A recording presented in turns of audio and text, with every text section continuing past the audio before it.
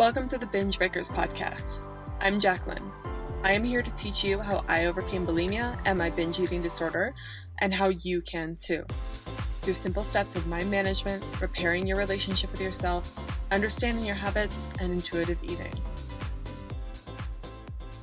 Hi everyone, we're here with Morgan Hannaleck. Hi Morgan. Hi. And thank you so much for being on the podcast today. I've been doing a lot of conversations with people and I'm so happy to have you here. Morgan is a mental health speaker. She's on Instagram. Her profile I think is so great at just raising ED awareness, eating disorder awareness, and showing her journey. That's why I started following her. And she is also an author, and she's the author of Somber Suffocation. You can get that on Amazon, and it's all about her journey. So Morgan, tell us a bit about yourself. Sure. So I am currently 23 years old. I am training to be a therapist, hopefully an eating disorder therapist. And I wrote my book when I published it when I was 20, but I wrote it. It is weird when I say it out loud. Mm-hmm. But I wrote it when I was around 16 to 20, so it's actually my journal. Like I essentially published my journal. Oh wow. I kind of wanted parents and even people struggling as well to know that they aren't alone, to have insight on what it's like in the gruesome realities of an eating disorder, because I feel as if the media tends to glamorize it at times when Absolutely. It's not pretty at all, and recovery isn't pretty at all either. And I think the media glamorizes recovery too, it's like this beautiful sunshine rainbow when actually it's really, really messy. And I think it's important to put my story out there and write about kind of the factors of how I developed it, like how this middle class white stable family girl ended up developing like such a life-threatening disorder. And I think it provides a lot of insight, and you can kind of read my perception, my 16-year-old perception, as I go along through the journey. I'm actually currently working on a second book where it's more clinical, whereas this first book is just kind of like my story of how this even happened in the first place. Is the book so you said it's kind of like your 16-year-old self, so you started writing it at 16? Yes. Okay. All right. Sorry, you just broke up a little bit there. But so, okay, you're back. Cool. But so you started writing it at 16, and how long does it go through?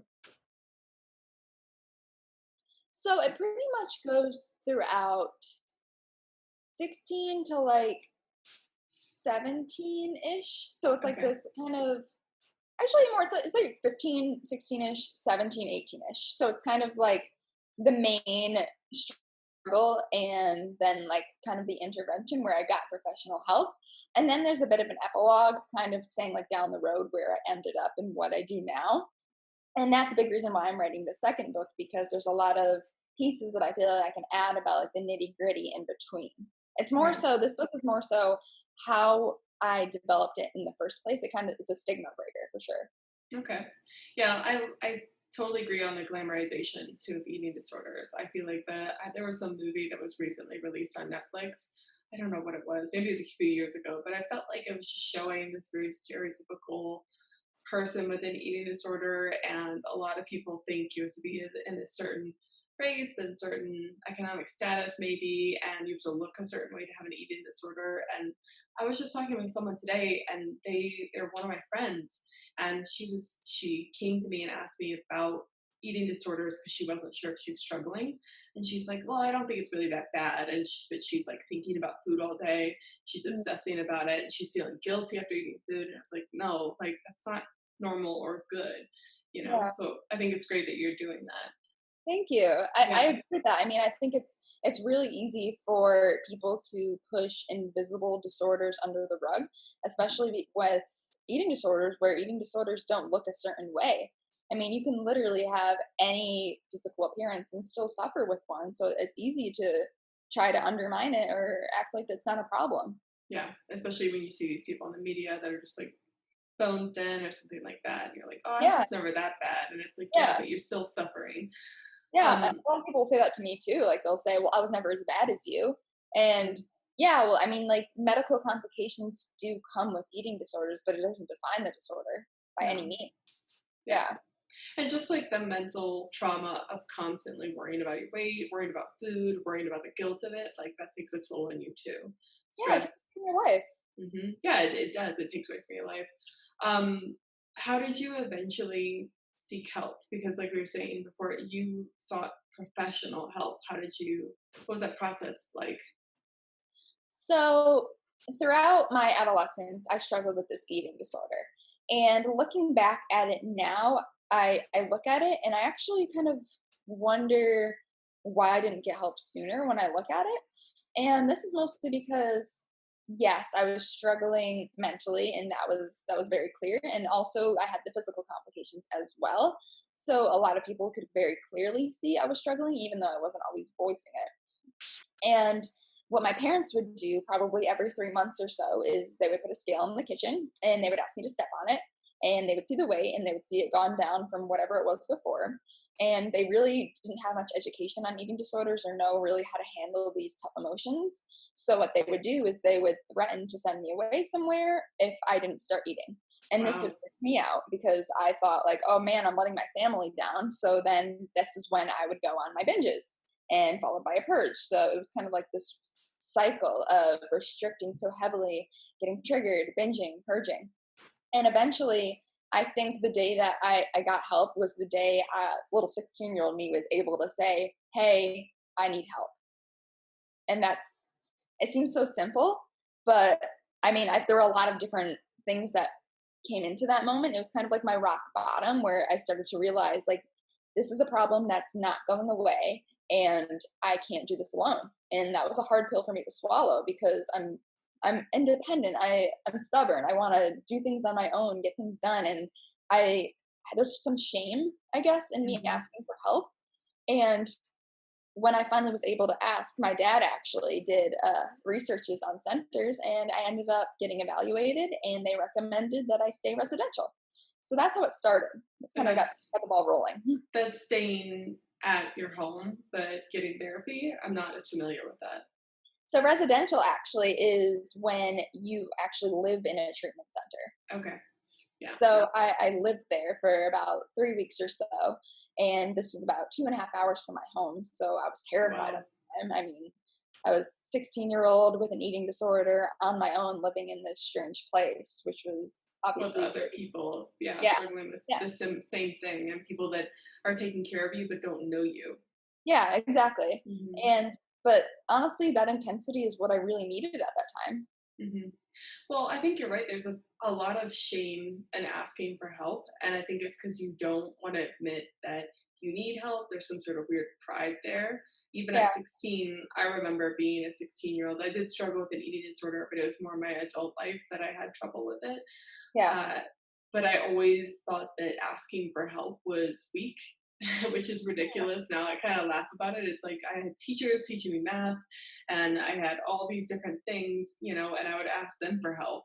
But when it came to personal issues, I always thought that no, I shouldn't have to ask, and no one else is asking for help. So it's great that you were able to overcome that at such a young age. I mean, I yeah, for guess you hit sure. rock bottom, but that's pretty similar. There's a breaking Yeah. point. Yeah, Mhm. for sure. And I think that kind of what you even just said about that math example really plays into just the stigma behind it. I mean, I remember when I went away for a little bit and I came back and people like were kind of afraid to talk to me for a little bit. Like it was an Uh, odd experience coming back from treatment when I was a no, sophomore actually in high school. And I came back and I was treated a lot differently. And I always think like if I had broken my leg, and I had gone back to school, everyone would have been like, "Oh my gosh, are you okay? Can I sign your cast?" But mhm. because of that stigma around mental health, I got treated differently. I want to circle back around to the actual treatment center, but how did you handle that? People, because that's a huge fear, is people knowing about your Yeah. eating disorder. And I just kind of like with a podcast, I really just like ripped it off with a band aid. But Yeah. how did you deal with that? I think the secret for me that has helped me feel validated and able to validate myself is being completely raw and honest with both myself and others while also implementing appropriate boundaries. Mm, So while going back to school, Yeah, if I felt like I was in a place to talk about it, I would. But if I wasn't in a place to do that, I would be honest about the fact that I wasn't in a place. So I think it was a balance between being honest about the fact that I was struggling and honoring the fact that I was struggling, as well as implementing appropriate boundaries when it wasn't something that I wanted to talk about at the time. Right. Okay. So, say I want to get specific because my audience would probably love to hear this. If Sure. someone came up to you at school and they were like, Morgan, what happened? And you didn't want to tell them about it, what exactly would you say to them? Like, how'd you set that boundary without being incredibly rude or something? Yeah. Um, I think in moments like that, I would say something along the lines of like, "Hey, thank you so much for checking in and your concern. I'm going through some stuff right now, and I'm not really sure if I'm ready to exactly talk about it. But I really appreciate you checking up on me. And when I'm in a place to talk about it, I definitely can. If you're still interested in learning a bit more about what's been going That's awesome. That's really mature for a 17-year-old to say. on." Yeah, I imagine myself at 17, I was nowhere near that way. Don't worry, that didn't come right away. There was a lot Yeah. of poking up in between to get to that point. Well, and I like that you say you have to be honest with yourself too, because when you're constantly lying to yourself about things, it's hard for you to tell anyone because you haven't accepted it yourself, right? Yeah, You don't want it to be true until you for sure don't want it to be true for other people. You're like, yeah. I don't even know how to handle it, so you can't know about it yet. Yeah, and honestly, that honesty and being staying true to yourself and your feelings is probably one of the most validating things you can do for yourself. Yeah. Because if you think at any situation really, and you think about its context, behavior will always make sense. And that's super validating to know that because I blamed myself for my eating disorder for a really long time. And when I was Mhm. able to put together the pieces and start to learn that I wouldn't have been doing those things if I didn't think that that was the appropriate coping mechanism for me at that time. Right. So like that takes a lot of pressure off me in a way where I think like I that was all I knew. That's all I knew what to do at that time. That's what I thought the best thing was for me and I stuck to that. And it's not my fault that I didn't have a better way to deal with my problems at the time because I didn't know. Yeah. Well, you just fall into it sometimes. And Yeah. I want people to go and read your book and everything, but without giving too much away, why do you think you fell into it? Like, what was maybe the main reason? So I think that growing up, I did not get my emotional needs met. Mm, And I kind of felt invisible and I didn't really feel like I had anything special about me. So all of my friends were really good at a sport or really good in a class, but I didn't really have anything that made me feel like I was unique or special. And kind of tying in a couple things that kind of reinforced the fact that I felt like being thin was how I defined myself and how I felt worthy was the fact that it sounds so silly, but it actually means so much. So when mhm. we made human pyramids in class, everyone would always go, Morgan has to go on the top. She's the lightest. And that was probably the one of the very few times that I had attention drawn to me in my school environment. Oh, So I kind of slipped through the cracks in both home because a lot of my emotional needs weren't met, and then in school where I kind of felt really invisible. And to me, the anecdote for feeling invisible at the time was standing out. And I wanted to stand out through looking a certain way. And that's how I really got into this idea that if I was thin, then I was worthy. And there's so many other factors that go into it, as I'm sure you know, but yeah. that was a big one. That was a That's really so big one. sad. I mean, I know you're fine now, but like, it's just so sad to think about that a lot of people go through that because it's like I'm a firm believer that everyone has so many creative, unique things about them that they just aren't utilizing. Like you have a human Yeah, brain, there's so much yeah, potential for you. But it's so sad to think that, 16-year-old you didn't think that there was anything special about yeah. you other than your thinness. And I've never been, I was never overweight, but I was never like the skinny girl. And if anything, I've always been a larger girl since I'm taller than the average. So I always looked at those thin girls in school and I remember idolizing them. I was like, oh, Yeah, they're so small. And now I'm thinking back in my head, I'm like, I wonder if those girls felt the way you're describing. Like, that's the only thing special about them. That's just so yeah. heartbreaking. And when I think about it, it wasn't thinness I was necessarily chasing. I mean, that's what I thought, but in reality, I was actually just chasing what I thought was associated with thinness, which is love Mm, and worthiness and attention and feeling unique. And quite honestly, if I could go back and like right now and tell my younger self some words of advice, I would look her in the eye and I'd be like, you have so much to you. You have so much substance to you, and you have so many interesting things about you, and absolutely none of those things have anything to do with how you look. Yeah. Yeah. And I don't think like you can have aesthetic goals as long as they're with healthy parameters. That's kind of what I believe. But Yeah, I firmly believe that whether you get to those aesthetic goals or not, like again, it has nothing to do with your self worth, yeah, for no matter sure. what.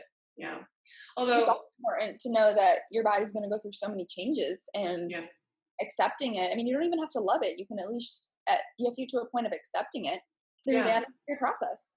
yeah, accept it, respect it, at least for Yeah, now. Like the love comes later on. yeah, Yeah. for sure. I wonder if your 16-year-old self would believe you though, because sometimes you have to go through it to understand it, which kind of sucks. But yeah. Yeah. So, what was the adjustment for you going into treatment? Like, what was that like? Well, at first, when I went into treatment, I was pretty numb to everything. And looking back now, I know very well that I was extremely depressed, but I didn't know that at the time. So I just thought I didn't have feelings anymore. Mm, So when my parents brought me there, I mean, they were terrified. They were scared. They're leaving their sick daughter at a place that she's never been for a really long time, or what felt like a really long time at that time. And they were scared, and I just kind of pretended to be afraid with them and kind of went on my way because at that point I was just so numb. And the more time I spent there and the more time I actually started doing the work of therapy and properly nourishing my body is when I started to feel again. And I feel like that's when the real adjustment started to come into play, was when I started feeling. And yeah, all those things that I was pushing down and locking up slowly started to come to the surface. And that's when that adjustment and that real work started to begin, because I started to realize how much life I was robbed of because of my eating disorder. I mean, I can think of times where I took like a good look around in the room and I'm like, look where I am.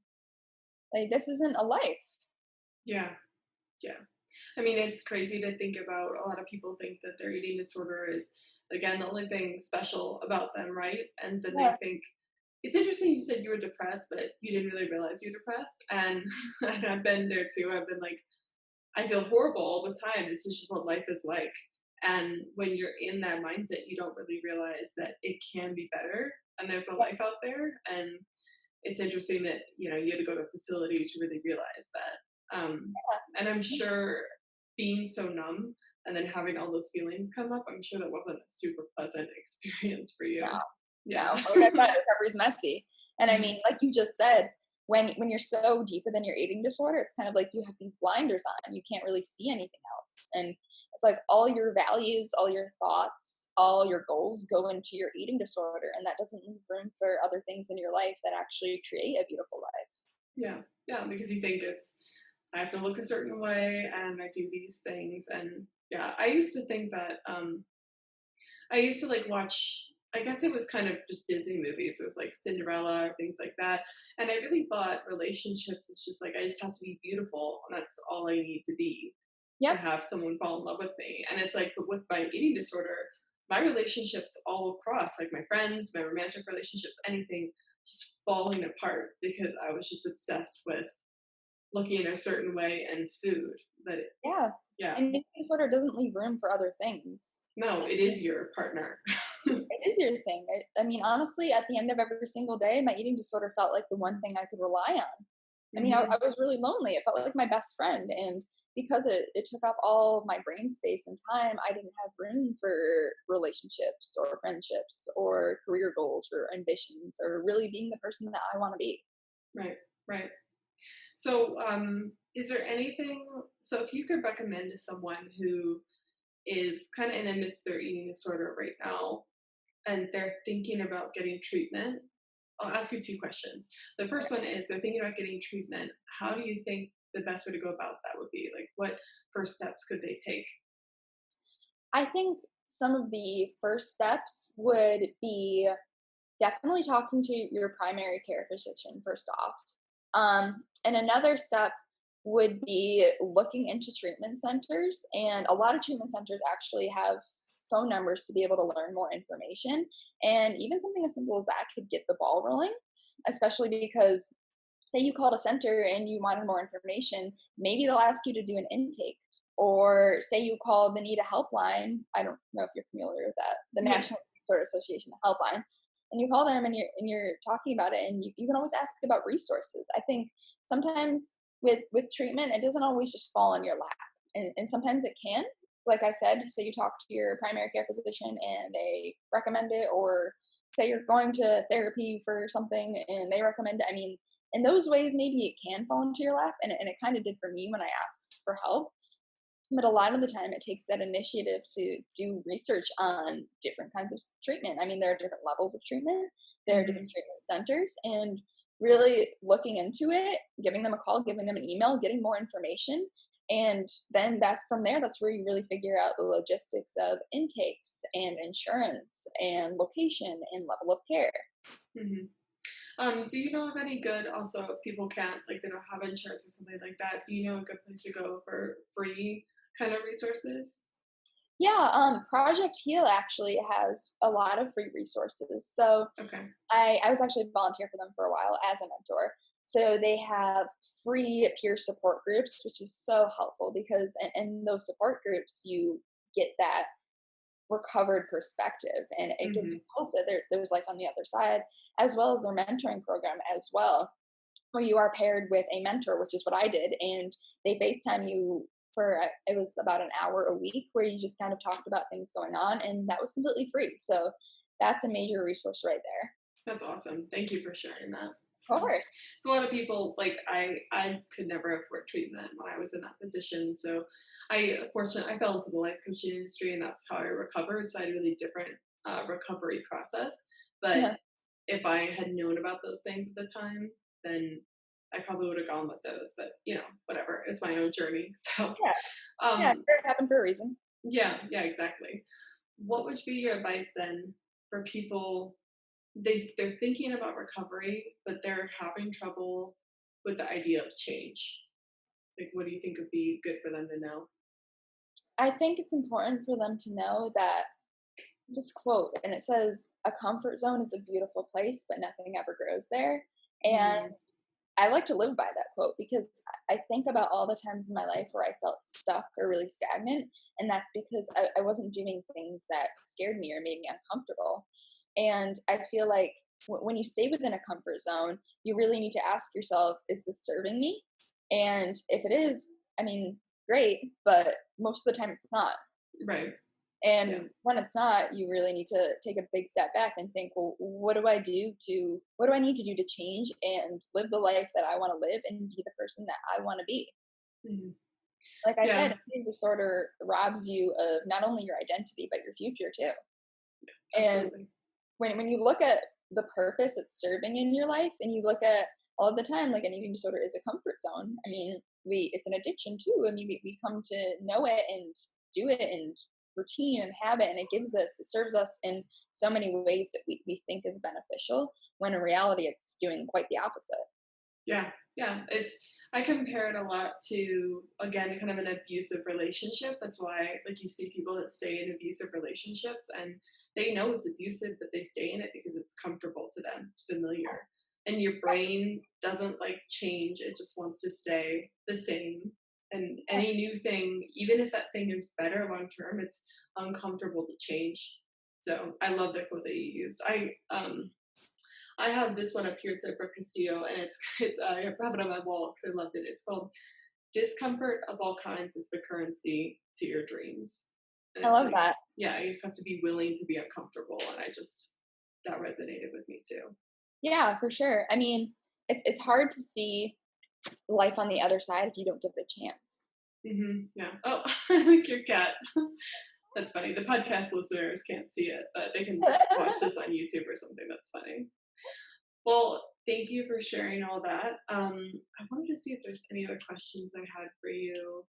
Um, I guess I always like to ask people just any other last bit of advice you'd give to someone who's suffering with an eating disorder right now, anything for them to think about, just anything you have to offer.